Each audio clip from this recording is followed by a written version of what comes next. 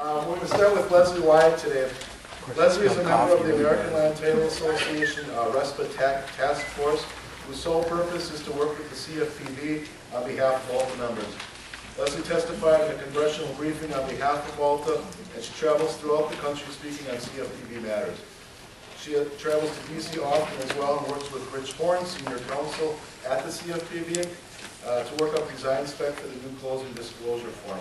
Basically, we wanted to bring someone in that really gets in and understands CFPB matters. There's a lot of people that have seminars and little things other title companies. I don't want to embarrass any other title companies, but we got a pro in here, so we're happy to bring someone in here who really knows it. Secondly, Corey Lamont. As the Director of Regulatory Affairs for the WRA, Corey Lamont is the primary contact for members and firms regarding brokerage, regulatory, and licensing issues, and is a liaison between the Department of Safety and Professional Services and the WRA. Did you write that? That's a long sentence. Yeah, it's sexy. Part of the Legal and Public Affairs team, Corey regularly presents real estate seminars and education to real estate licensees. She was selected as the WRA's Instructor of the Year in 2005 and 2013. So, without further ado, we'll get started with Leslie. And by the way, we're not going to do Q&A necessarily after. Feel free to chime in at any time if you have any questions at all. This can be completely interactive. So, Leslie? Yeah, good morning. Good morning. We don't have mics, so if you can't hear us in the back, you're going to have to move forward. But we are pretty loud, so you should be able to. So, just a technical note for those of you that might have caught it. Rich Horn no longer is at the CFPB. He did basically, for his team wrote this rule. He just left for private practice, and the new guy who's the head of it is Andy Arguland. However, it's kind of an advantage to us who have a good relationship with Rich because he can answer a lot more questions for us now, and he's not a government employee. And we've had a lot of meetings with him since he went to private practice at Denton's in D.C. So, how many lenders do I have in the room? Oh, very good. And then realtors? Realtors? Okay, and then Chicago Title. Excellent. Well, this is kind of a little bit different than what I normally do. The content is the same because it affects everybody, but the perspective is a little different. Generally, I'm talking to title companies, settlement agents, and the title industry and Alta members. We do work a lot with the MBA, the American Escrow Association, the MBA and stuff like that, but primarily we work with the title side. So we know you guys have kind of been bogged down. Probably haven't had a lot of time to look at this end of it with all of the other rules you guys have been implementing. I tell title companies all the time when they complain, they should consider themselves lucky that this is all they're dealing with and not the QM and QRM and the ability to repay. So, I know some of them have been trying to start conversations with their lenders, and I've told them, give them a little bit more time. They're still implementing what they had to do in January. So this is kind of unique, and this is nice to see that so many lenders are looking to see what's going to happen and what's in the pipeline. We're going to talk about timelines, and we're going to talk about some stuff that is directly going to affect you and affect your customers, which are title companies, your service providers, I guess, maybe a better way of putting it. But this is completely informal. Throw up your hand, interrupt me if you have a question. I can pretty much tell you the points. I know you're going to have questions, so I'll try and explain that in more depth. But just a kind of overview for those of you that maybe haven't had time to look at it, what we're going to talk about right now is the know before you owe portion of the final rule. Directly affects the mortgage and the title side. It came out in November at the Boston Field hearing, which was, if you're a legal nerd like myself, was pretty exciting to be there. But Director Cordray was there and released the final rule a little bit earlier than anticipated, and we're going to go into some of the details. But before we go into some of the details, a lot of people don't really understand what the goals of the final rule are. You guys have gone through a lot of the Dodd-Frank stuff, but a lot of the industry doesn't realize where it came from and why we even have it. That this wasn't just something, we said, hey, let's create a new department of our government. Let's put the industry through yet another overhaul, even though we did it 4 years ago in 2010, from at least the forms side of it. This was off a congressional mandate out of Dodd-Frank, and you guys have already been dealing with part of it. This is new to the title industry to have to deal with it. So the main purposes of the final rule, when they wrote it, they said, okay, we've been tasked with this, we've been put together with this task, and this is what we need to do. We need to improve consumer understanding. So some of the stuff when you're reading through might not make sense from a workflow standpoint for you all or for the title side. You really have to remove your industry hat when you're looking at anything in the final rule, and you have to think of it from a consumer viewpoint. Every single thing in that rule is specific to the consumer, not the people who are implementing it. It's all about how can they improve consumer understanding at the table. so that they understand all the risk factors. You know, that's where all this transparency and disclosures come from. They want to know that when a consumer goes and sits down at a closing table, they understand the risks of that loan. Because they feel like they didn't, or in 2008, 2009, which is not necessarily anyone's fault but the consumers for not researching or asking questions. But in this case, they say, all right, a lot of people found themselves in trouble because they didn't understand the risk factors. They want them to understand all the short-term and long-term goals. That's why we have so much disclosures, and on the new 5-page closing disclosure form, it goes into great detail about all the different years in terms of their loan, so that a consumer can't come back and say, well, we didn't know it after 11 years our interest rate was going to go up to this, or we didn't know that our homeowners insurance wasn't included in our escrows. It's all about disclosures. And then monthly payments, and you'll see when we look at the form, if you haven't already seen it, it's all about their estimated monthly payments. It's all about their actual monthly payments. They want the consumer to have everything at their fingertips. Better comparison shopping. 2010 didn't really accomplish what they wanted it to accomplish as far as consumer shopping, so they went ahead and made a few changes to hopefully assist and push consumers to shop around more. The reality of it is most consumers go online, they search around for the lowest interest rate, and that's the lender they call if they don't have a relationship with a local bank. So they're trying to promote shopping around so that consumers just don't take the first offer they get, which might not necessarily be the best one for them. And then shopping for closing costs. 2010 made it near impossible to shop for closing costs because everything is lumped together and rolled up. Where in the new forms and the new loan disclosure form and closing disclosure form, we go back to the pre-2010 is what I call it, the life before 2010. And it's the itemized fees on your form. So the consumer can actually compare apples to apples, not just lump sum closing costs. They are looking to avoid costly surprises at the closing table. They really think that what happened in the past, that the consumer showed up and they really didn't have a good understanding of what was happening from any parties, not just lenders, not realtors, not title agents, everybody, including the consumer. They're responsible to know what they're doing as well. They want to know that the easier comparison on the estimated loan and final loan terms for this particular loan. And when we look at the forms, you'll see the loan disclosure form and the CDF, the closing disclosure form, mimic each other. The current, GFE and the final HUD one with GFE third page do not necessarily mimic each other. It's not easy for the consumer to sit down and compare costs, meaning what they were estimated or what they were told at the beginning versus what they were actually charged. So one of the main goals of this, and I'll talk about some of the changes that changed on the form, specifically the closing form, because of this particular reason. More time to consider choices. Anyone in here know about the upcoming 3-day rule? Yeah, exactly. Kind of ironic. As an industry, we've kind of always asked for it. Now that we have it, we don't really want it. We're going to talk about the details and what the requirements are for that in a little bit. And then limits on closing cost increases. 2010 kind of did that, and there's still changed circumstances and stuff like that. But there are a few changes to the tolerance buckets that we'll talk about in a little bit as well. So overall, when they were looking at the rule and they're looking at what they had from Dodd-Frank, this is what they were trying to accomplish from a consumer viewpoint. All right, so what does the rule do? Everyone says, we have this final rule. What does it do? To sum it up, essentially what it does, I mentioned it was released November 20th, 2013, 1,888 pages. I have read it several times.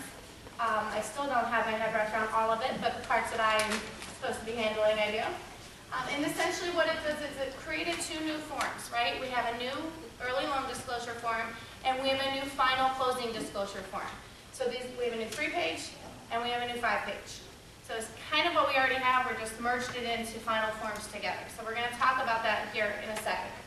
So essentially, in a nutshell, the rule offers more protection for consumers throughout the closing process. We're just going to do a high-level overview. All right. One of the biggest questions we get all the time is, are there any loans that it doesn't apply to? It's pretty much the same as what you do now. A cash deal, seller financing, some commercial deals, home equity, reverse mortgages, or mortgages secured by a mobile home or dwelling not attached to land. And this is actually on one of the handouts. You can see some people writing down. You're welcome to write it down, but it is on one of the handouts so that you don't have to write it all down. These don't fall under most of your 2010 regulations to use the 2010 HUD. So the general rule of thumb is if it doesn't apply now, it most likely won't apply in 2015 when this goes active. So brings up a very, very good question and a good point that we get from a lot of people. Now you have to remember, even though I'm 100% industry and not technology or technical, I do work for a software company. And one of the questions that we get all the time is, well, how are we gonna produce these? And the answer is, you can still use a closing disclosure form. There's nothing that says you can't. Then the answer up to that is you can use a 2010 HUD, and I think you still have to for reverse mortgages. And then also is you can use a pre-2010 HUD. If it's, a seller financing, you can use a master settlement statement. It depends on whatever you all as the lender are going to instruct the closing agents and settlement agents to use. But there's title software will have to accommodate all three forms. So we can't get rid of any. We have to still monitor and maintain all versions, which is not that easy of a task actually because of the HUD line number changes, which we'll talk about. But you guys will have customers that will have the ability to still, produce any of the three forms, and well, four if you talk about a master settlement statement. So it'll really fall to what you require to your customers or service providers. All right, so the loan disclosure form, I'm going to take a slide and a half to talk about because I know Corey's going to talk about it some. But essentially, just so how it leads up to the closing disclosure form. And, the final rule replaces the good faith estimate and the early truth in lending. So it pushes it into this new 3-page form. Provided no later than 3 business days after application. In addition, the disclosures must be delivered no later than the 7th business day before consummation of the transaction. And just in case you haven't seen it, consummation means loan closing. It's all over the final rule. It's not a closing, it's a consummation. It's kind of a joke around where we're at.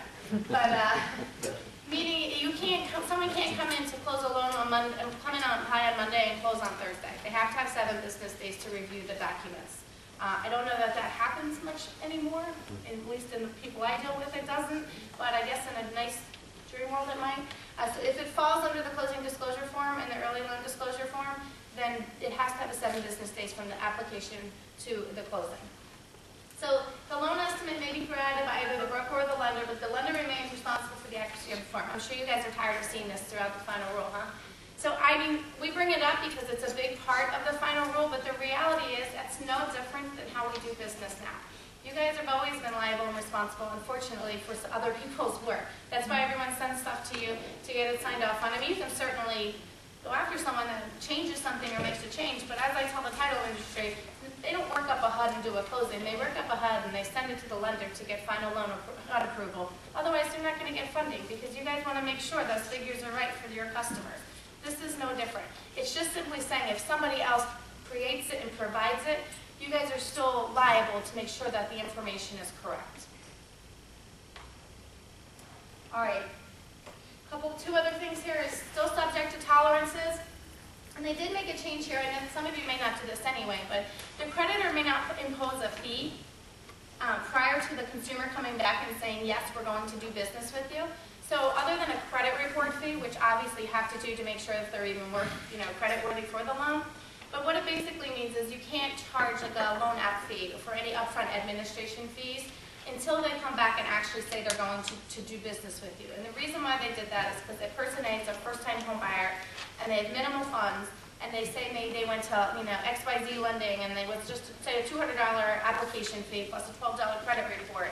It's not likely that that consumer is then going to go to ABC lending and pay another $200 application fee, a $12 credit report, and then another $200. So they wanted to cut back any upfront fees. You can still charge it to them. It just has to be after they come back, supposedly have shopped, and come back to you all and say, yes, we want to do business with you. Then you can charge them the fee. It's just there can't be any upfront fees other than a credit report.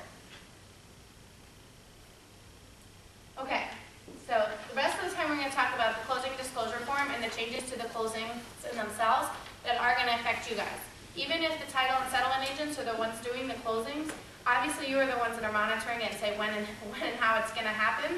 So there's a lot of changes as far as the workflow, let alone the form, to the new closing process. So the closing disclosure form came from the final till and your current final HUD 1. So that's new. That's new for these title agents. That's very, that's information they would normally get in a loan package from you all. Now it's in a new 5-page form that commingles and coexists with each other, which is a challenge for both industries because we have essentially LOS system information, correct? Loan origination systems, and we have title production systems. So one is usually responsible for spinning up that final till, One is responsible for that HUD-1. We've now merged it into one form that somebody needs to produce. So we're going to look at it and talk about it, and I would be interested in if anyone has any feedback, if anyone's even thought about it as far as what their company is looking to do, but we're going to talk about some of the options and ways to accomplish this. It's 5 pages long. Everyone was in a big uproar when that first came out. It's not really any different than our current 3-page HUD and a final till. They just merged it into a new 5-page closing disclosure form. We lobbied hard to keep this separate, simply because it came from 2 different parties and entities and systems, but Dodd-Frank would not allow it. So the CFPB had no choice in the matter. They had to follow the instruction from Dodd-Frank. Throughout my dealings with them, and especially when I was testifying in Congress about it, I learned an interesting fact was they had absolutely no say. Once it came out of Dodd-Frank and was sent over to them, they couldn't even make a suggestion. They couldn't go back and say, really doesn't make sense for this to be one 5-page document. It should be like a bifurcated form or an A and a B form and merged together. They couldn't even do that. Once it was part of Dodd-Frank and went to them, they couldn't offer up anything except a solution of what they were tasked to do, which I found pretty interesting. Okay. One of the biggest issues that came out of the proposed rule, I don't know how many of you followed the proposed portion until it became a final rule, was just this: who is going to prepare the form? So the way the proposed rule read was basically, it kind of was sort of like, since the lender's responsible, they're probably going to want to do it. Well, that threw the whole title industry and honestly the MBA in an uproar, saying, whoa, we don't want to deal with tax prorations, HOAs, fuel prorations, stuff like that. So really what it came down to is the CFPB reached out in the proposed rule and said, we're interested in public comment. We're seeking public comment on this particular item. Who do you think should prepare the form? And I said from day one, they're never going to come back and say who should do it. And they didn't. What they did was they said, well, we've heard from both sides and we understand it. And the reality of it is they don't care. They don't care who prepares this form as long as it's prepared in compliance with the rules and regulations and that the lender is basically signs off on it just like they would a current HUD-1. So in the final rule, what they do is they say, we give you 2 options. Option 1 is the lender can prepare all 5 pages. Maybe on a refi I would see that, maybe in a credit union or smaller banks, but your big 5 banks, which we would deal with every single day, have 0 interest in producing all 5 pages of this form. Like I said, they don't want to do the day-to-day stuff that the settlement agents and title companies do, nor can they. They're a big national warehouse in Georgia closing a loan up here in Wisconsin is not going to have the ability to find the HOAs and the management companies and stuff like that. So the second option is that the lender and the settlement agent or title company can share responsibility. Now when they say share responsibility, they give no details around that. So shared responsibility could mean the settlement agent's going to do the whole form. You're basically going to send those 3 pages that are 1, 4, and 5, which are your LOS system information or till information, is going to come from you guys as part of a closing package, and they'll just fill it in like they do now a HUD. They could be that you guys have what we call electronic bridge or an integration with the LOS system and the title production software, meaning you can do your portion and electronically send that data to the title production software. I'll go on record, however, that a lot of those bridges do not exist. That's where they are moving towards, but I can promise you at August 1st, 2015, not many of them will be in place because there's just too many lending softwares out there, and then there's also the big banks all have their own homegrown software, which makes every one of those integrations a unique project.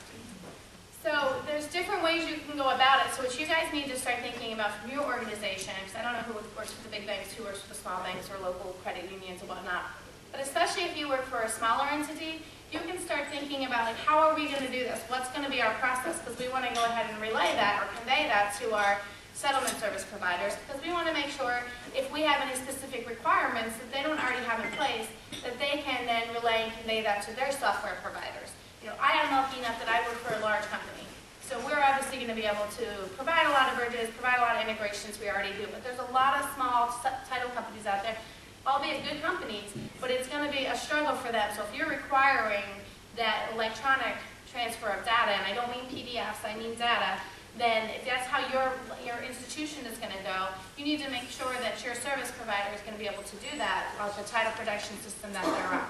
So it's a good time to start communications as to how we're going to handle it. And if you want to do all 5 pages and send it as part of the closing package as you do now, they're still going to have to enter the data in their systems because they're still going to have to receive this first, right? But they're not going to have to do page 1, 4, and 5, because there's nothing on there that has anything to do with the money in, money out. So just think about how maybe you're going to handle it. Put a note in here, so settlement agents will need to work with lenders individually to determine how a specific lender will handle the preparation of the closing form. This kind of sucks for the title side. So there's no industry standard. So that means if they work with 10 different lenders, each lender might have a different way that they're planning on handling this. So even though it was kind of a win for the title side to make sure they're still part of who prepares the form, they still have a place at the closing table, it kind of stinks because, like I said, lender A might say, well, let me do all 5 pages and send it to you, so now I'm just working on basically a top sheet, money in, money out. Or the lender B says, well, I don't want anything to do with it, I'm not doing any of it, I'm just going to send you the loan instructions, and you're going to fill it out, and they're going to do all 5 pages. And lender C might say, well, we're going to do 3, page 1, 4, and 5, which are the disclosures until, and then you're going to somehow need to merge that with your 2, pages 2 and 3, which is essentially the HUD. So the title agents are really, really facing a difficult task in trying to find out from lenders which ones are going to handle it which way, because there is no industry standard, and the CFPB left it open for, basically, we don't care how it's done, just make sure it's done in compliance with the new form. So if you do business with a lot of settlement providers over and over, it would be, I'm sure they'd be grateful if you worked with them as to how you plan on handling it. All right, so here's the big 3-day rule. I just spoke at a convention in Nashville, and I actually had Rich Horn, formerly of the CFPB, and Ben Olson, formerly of the CFPB, that I was speaking with. Ben started the project, went to private practice. Rich wrote the final rule, ended it, went to private practice. Apparently, nobody wants to stay there more than 2 years. I don't blame Rich. He's kind of at the top of his peak. He had a lot of compliance firms after him to help other people, be compliant over the next 18 months until we roll this out. So, the 3-day rule, we probably get the most questions on, no matter who we're speaking to. So I'm going to tell you what it is, and then if you have any, and I'll explain it best I can, and if you have any questions, obviously I'm happy to answer them. So by the way, first of all, it's not technically called a 3-day rule, so if you're going to look in the final rule, we just made that up so everybody know what we're talking about, just industry-wide. But essentially what it means is that the creditor, you all, lenders, must deliver the final closing disclosure form to the consumer 3 business days before closing, not 72 hours. Business days should work well for you guys because you guys deal with that all the time. The title side is a little different. They kept saying 72 hours. It says nothing to do with hours. We're not time-stamped. Doesn't matter what time they get it on that first business day. So 3 business days prior to closing. That said, in the proposed rule, the carve-outs or the exceptions to this were ridiculous. I don't know if anyone was familiar with it. I'm sure maybe a few people from Chicago Title might have been. But it was crazy. It was if anything changes on the closing disclosure form by more than $100 from the time that you gave it to them 3 business days before closing till the time that you closed, you needed to redraw a new closing disclosure form, deliver it, and it would kickstart a new 3-day waiting period. And I said, well, that's ridiculous because things change, probations change, HOA dues change, things change all the time. To the borrower side of things, that's going to almost, I would say 98% of all closings are going to be delayed. And there was nothing in there that said the seller had to wait. And think about it, they have loan approval, we're only not closing because of this form. They're going to take in earnest monies and run, right? So the CFPB saw very quickly that that was not a logical. Could you imagine telling someone who's buying a $1.2 million house they can't close because their bottom line changed by $104? That was one of our prime examples. I said, that's just not going to happen. And then we were also explaining to them, every time you push it out, they might lose a rate lock. They might, there's all sorts of stuff. And then you've got to do APRs over and all this type of stuff. We gave them a 72-page document. By we, I mean the Office Task Force, not particularly me. So they did hear us. It was crazy. There was, let's see, negotiations between the buyer and seller didn't count, which is good. Someone took the chandelier. So you gave them a credit after a walkthrough. But the rest of them were just ridiculous things that would delay almost every single closing. And then we basically summed it up with, you're going to end up costing the consumer money because you don't realize that they're pulling up to closing with a moving truck, they've already moved out, they're in a hotel, their dog's in a kennel, and now they're going to have to pay all this stuff and quite possibly lose their loan. So they heard us, and they still have a few things that will kickstart a 3-day waiting period, but these are things that probably should kickstart a new 3-day waiting period because they shouldn't happen 3 business days before closing. So those three items are, if the creditor makes a change to the APR above an 8% for most loans and 0.25% for loans with irregular payment periods, I mean, that's a pretty big gap, and that's probably not going to happen very often. In fact, when we surveyed 100 title agents, they said it wouldn't happen on any of their last 100 closings. So, and that was good.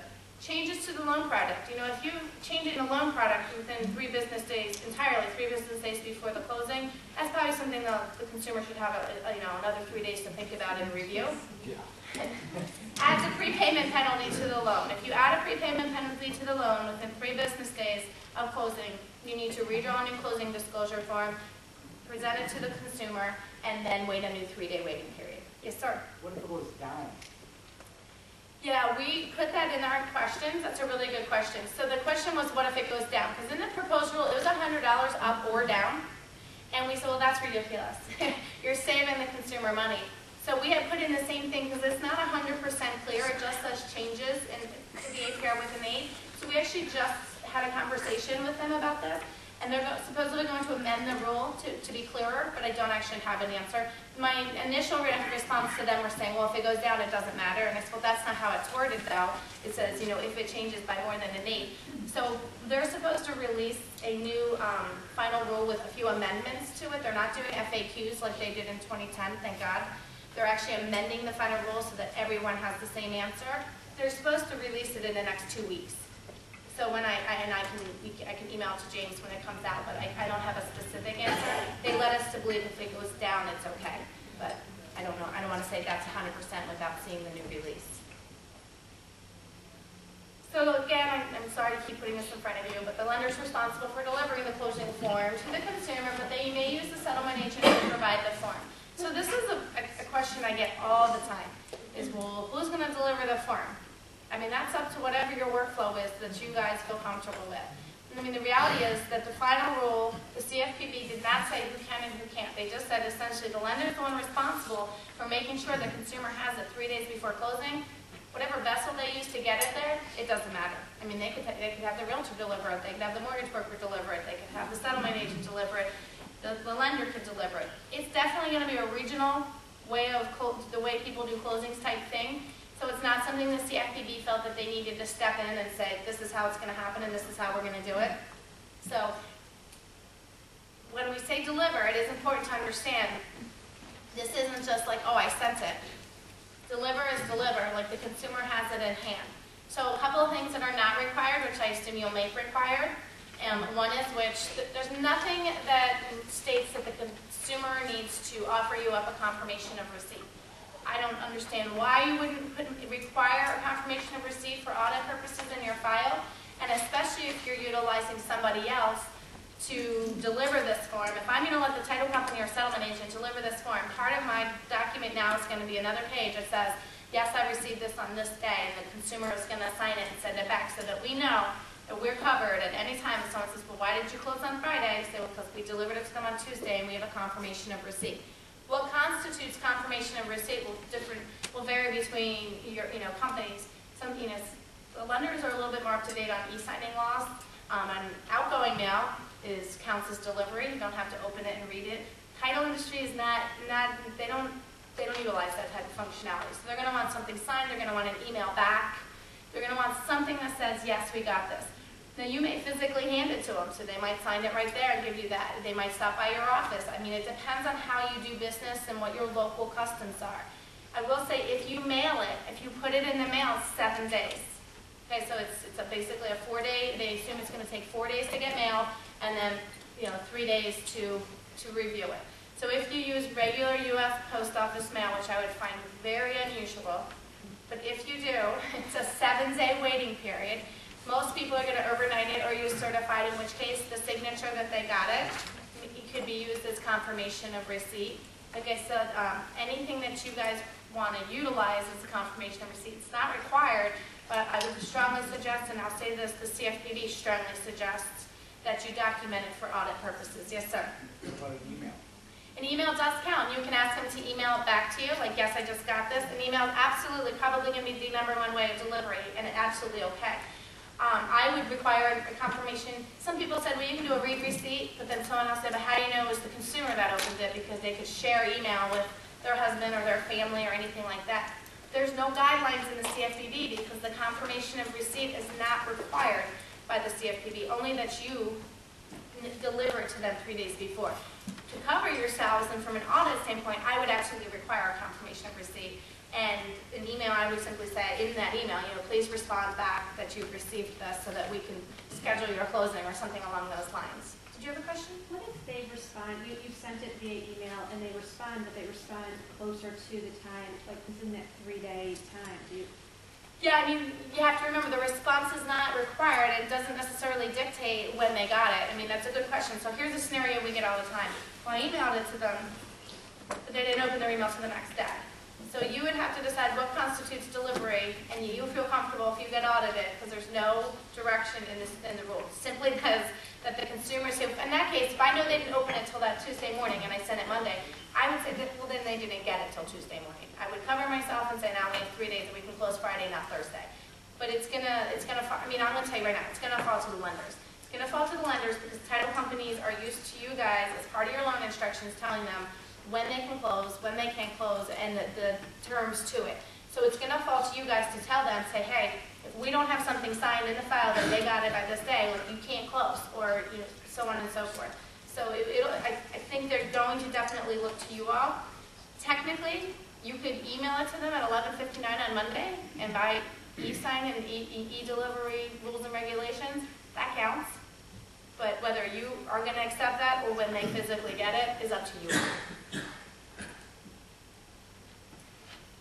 Like I said, it's something as an industry we always think, well, wouldn't it be great if the consumer could have everything ahead of time, get their money, review it, ask any questions, show up at closing, and close in 5 minutes? Essentially that's what they've asked for. But now that we've got it, it's a little trickier, and they didn't necessarily give as much guidance as maybe they should have. Not to say that they won't amend it and give a little clearer picture. There's no timestamp. This is a very confusing thing for the title industry because everything with title insurance is timestamped to the minute, literally. So they are thinking, okay, if they get it at 3 o'clock on Monday, we can close at 3 o'clock on Thursday. No, if you get it at 3 o'clock on Monday, it counts as a business day. You can close at 8 a.m. on Thursday. So it's business days. It's a new concept to them, not time-stamped. So it's a little bit tricky for them to kind of wrap their heads around. And I think they just want to make sure they're compliant. So I think they're going to look to you guys as to what they need to do to make sure that you're all covered as far as, if you're the one delivering it, that's different. But if you're utilizing the settlement agent or title company or even the realtors or mortgage brokers to deliver it, you're going to want to have some sort of process in place to make sure you have it documented for audit purposes. Because they will be audited. Okay, before I move on, does anyone have any other questions on the 3-day rule? So the day it's sent counts as day one? It does, yes. Yes, we made Rich Warren stand up and say that at our last thing so that everyone could hear him say it. And actually, if you look at the rule, the example is always delivered on Monday, closing on Thursday. Like even in the rule, it shows that as their example. One thing I will talk about with one more thing for a 3-day rule, a lot of people ask if there's, can a consumer waive that 3-day waiting period? And the answer, 99.9% of the time, is no, okay? They don't want the consumer to feel pressure to close on a loan or show up to a closing, like if the settlement agent is saying you need to come close, the lender's saying you need to close today.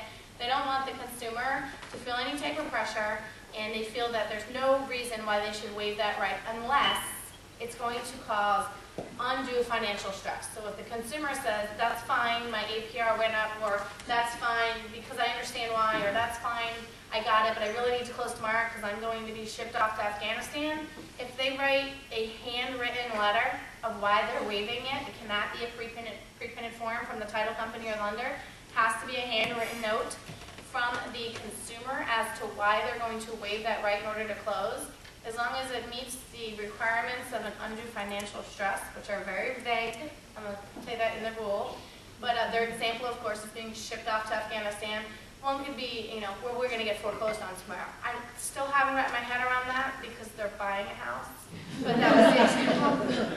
I don't know if maybe they, I still can't wrap my head around it, but that's their example. As a lender, I'd be very leery of taking handwritten notes from a consumer as to what waiving. Honestly, if it didn't meet an exact example that the CFPB put in the rule, I probably wouldn't take it. I would simply say you have to wait, get a power of attorney. If you're being sent somewhere, get a power of attorney and let someone else sign for you in 3 days. So that's your call. Okay, so the closing disclosure form itself has changed significantly from what we are used to seeing from a HUD 1, and we are going to look at the form, but I'm just going to cover some highlights that have changed. These are my 3 least favorite from a technology coding software company side. A lot of these don't particularly change the way you do business, but they are definitely different in what you're aesthetically used to seeing. The biggest change to the closing disclosure form, I mean, other than the fact that it's no longer a HUD 1, which we all know, I used to actually do closings years and years and years ago. I had software for 13 years, so I'm basically old, what I'm trying to say. I still remember all the HUD lines. I can tell you what goes on what HUD line, like the back of my hand. I can tell you, you can ask me where anything goes, I can tell you what section, what line, even in the 2010 HUD, which I don't like, but I can still tell you where it goes and where it rolls up to. So the final closing disclosure form does not retain your current HUD line numbering system. So I don't know how many of you have seen it. There is a copy of the form in the handouts in there. But this, essentially, if you go back to, remember what we were saying, you know, the goals of the final rule, and one of them was easier comparison, so the consumer can look at their loan disclosure form, and they can look at the final closing disclosure form, and they can cross-reference and compare the two. They wanted to make it as easy as possible for the consumer to look at what they were given at loan application and compare it to what they're giving 3 days before they're supposed to close, so that they can actually compare the fees of what they were quoted and what they were charged. So if I take off my software hat, absolutely, it makes perfect sense. If I put my software hat on, it's a nightmare.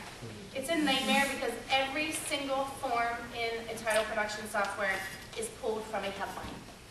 So every invoice, every report, every document, and normally when I'm talking to settlement agents and title companies, I have to break the news to them, and all those custom documents that they do, all the word merges that they do, and all the reports that they've built, they now need to go back and touch every single one of them because they have to recode them because there is no HUD lines to pull from.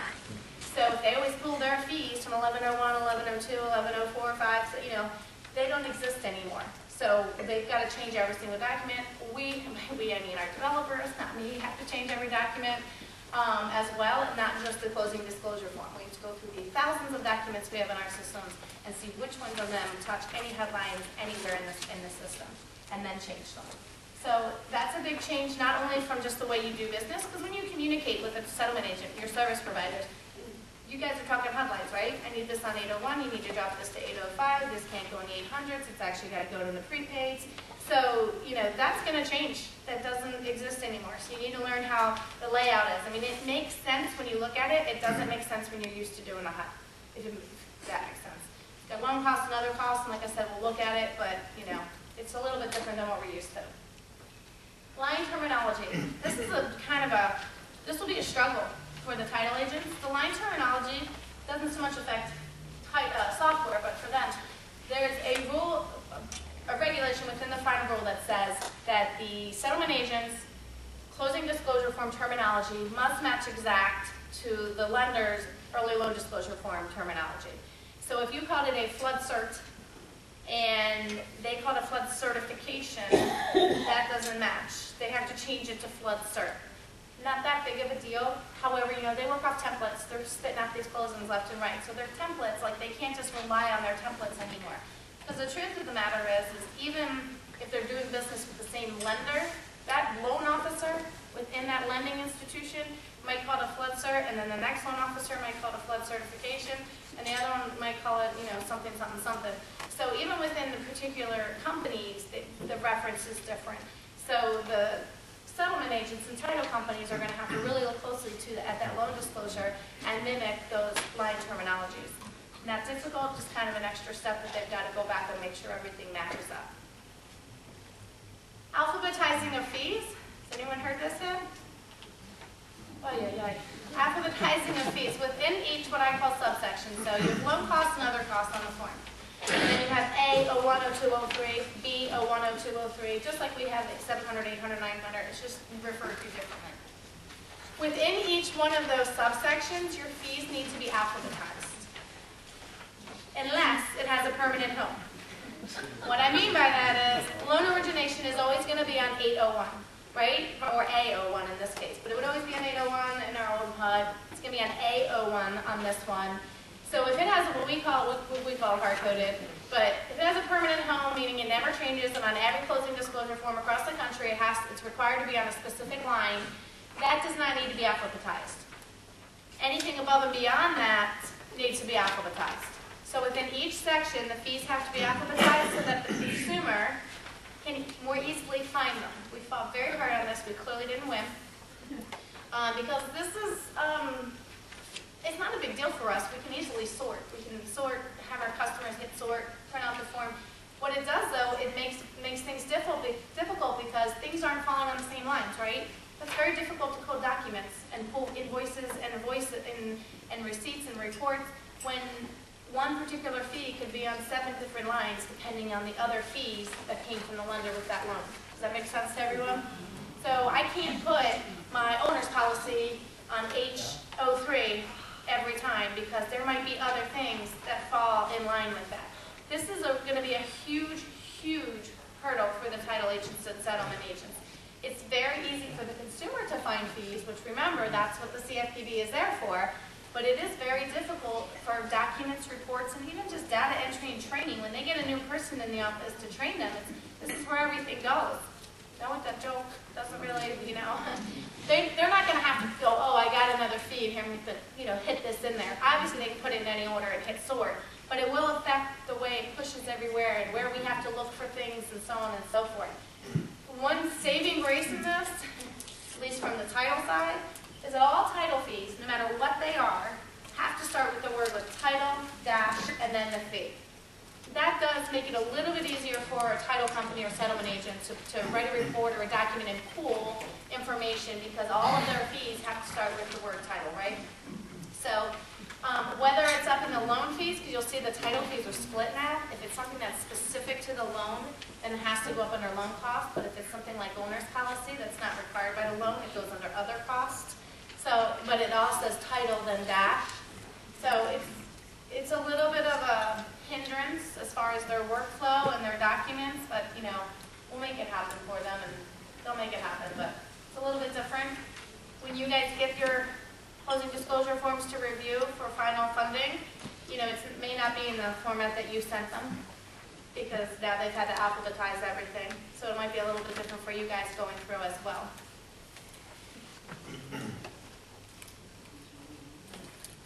Okay, implementation timeline. Did I skip a slide? No, okay. Implementation timeline. So the final rule goes into effect August 1st, 2015.